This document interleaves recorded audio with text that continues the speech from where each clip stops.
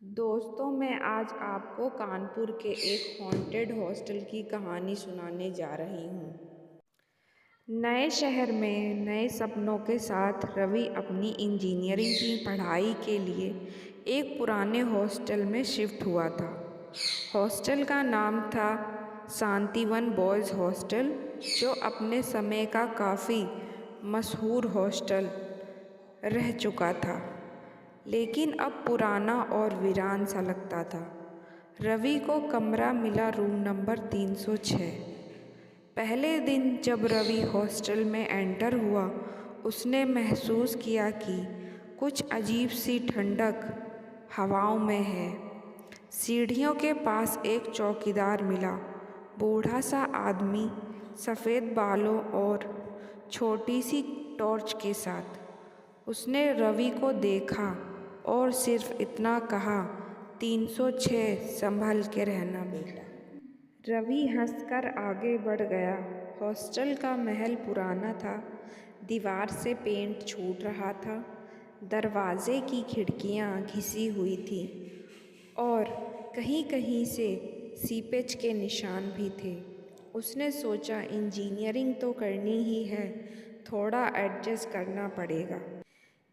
कमरा 306 हॉस्टल के तीसरे मंजिल पर था। जैसे ही रवि ने दरवाज़ा खोला, एक ठंडी हवा का झोंका उसके चेहरे से टकराया। कमरे में एक पुराना बेड, एक कुर्सी और एक अलमारी थी। सब कुछ एक अजीब सी उदासी में डूबा हुआ था। रात को जब रवि अपना सामान सेट कर रहा था, तभी अचानक अलमारी अपने आप खुल गई। उसने सोचा हवा से हुआ होगा और वह अलमारी बंद करके अपने बेड पर सो गया। उसे लगा जैसे कोई अलमारी के पास खड़ा है और उसे घूर रहा है। उस रात रवि को नींद नहीं आई। बार बार लगता जैसे कोई सांस ले रहा हो, कमरे में एक भारी थकेली सी सांस। अगली सुबह जब रवि कैंटीन में ब्रेकफास्ट कर रहा था, हॉस्टल के एक सीनियर आदित्य उसके पास आया। तू 306 में रह रहा है? आदित्य ने पूछा। रवि ने हाँ में सिर हिलाया।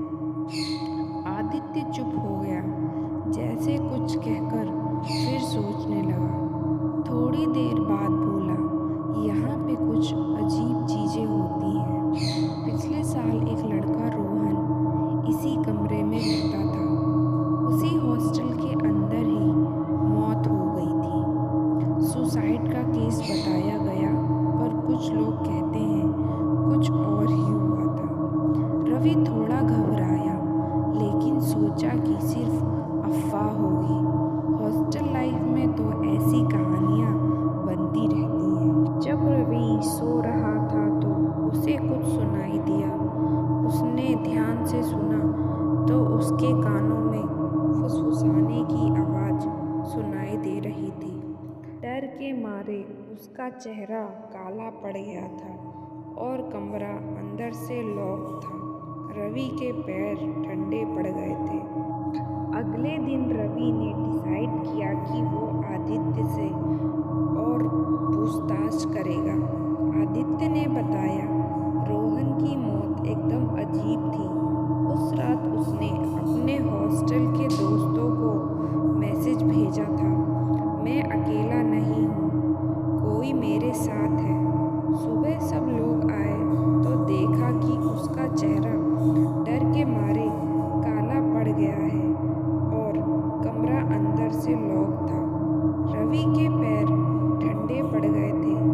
अब वो हर वक्त यही महसूस करता था कि कोई उसके साथ है।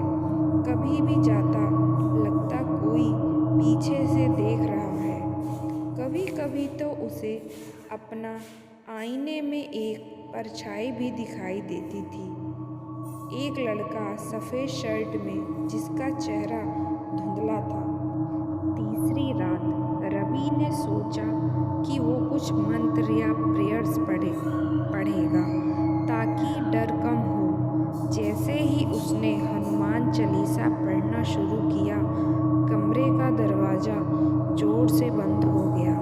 पंखा तेज घूमने लगा और अलमारी के अंदर से किसी के चिल्लाने की आवाज़ सुनाई दी। रवि ने देखा कि अलमारी का दरवाज़ा धीरे धीरे खुल रहा था। अंदर से एक सफ़ेद धुंध निकली और एक हाथ बाहर निकला, नीले और सूजे हुए उंगलियों के साथ। रवि ने बिना सोचे समझे अपना बैग उठाया और हॉस्टल से भाग गया। नीचे चौकीदार खड़ा था। उसकी आंखों में एक उदासी थी। उसने सिर्फ इतना ही कहा, बच गया बेटा, सब नहीं बच पाते। उसके बाद रवि ने कभी हॉस्टल का रुख नहीं किया। आज भी जब कभी शांतिवन हॉस्टल के पास से कोई गुजरता है तो तीसरी मंजिल के कमरा नंबर 306 का दरवाजे को धीरे धीरे खुलता और बंद होता देखता है, जैसे कोई अब भी वहाँ किसी का इंतज़ार करता है।